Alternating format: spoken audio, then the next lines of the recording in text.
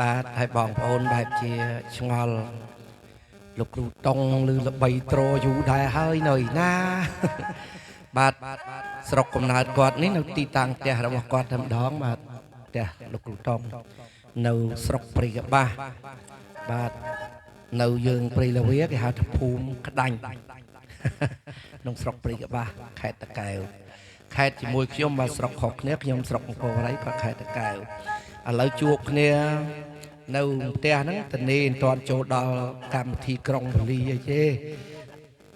ឡូវរំលឹកបាត់ចាស់ចឹងកុំឲ្យភ្លេចដូចជាបង្គងកាយហ្នឹងខ្ញុំចង់ភ្លេចដែរវាអត់ទៅប្រើអាហ្នឹងប្រើដល់ពេល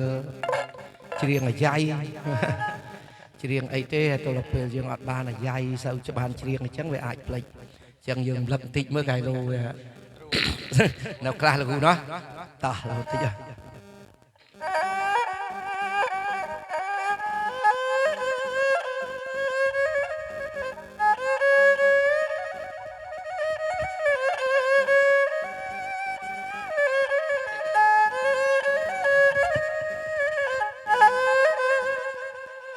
អោណា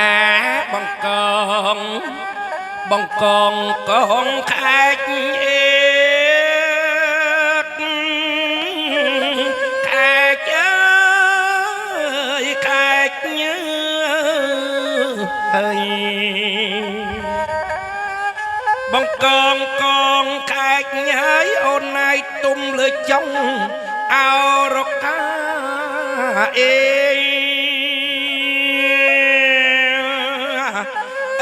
អើយរកាហើយអូនណែដល់រសៀលឡើយសូរិយាអបង្កងខែកញើអូនណៃកុំទន្ទឹងមើលផ្លូវបកអើយហើយអរណាណាខែកញ៉ាយអបង្កងខែកញ៉ាអូនហើយកុំទន្ទឹងមើលផ្លូវបក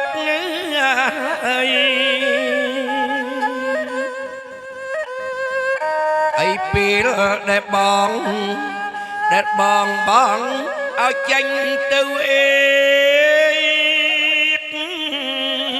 អកអើចាញ់ទៅអើយអោបង្កងខែកញ៉ាយអូនណាយបងមើលពីមុខមើលពីខ្នងហាអេអើយពីខ្នងហើយឯណែកុំមើលឡើយផ្លូវបកអបង្កងកែកញ៉ាយអូនហើយបងចេញ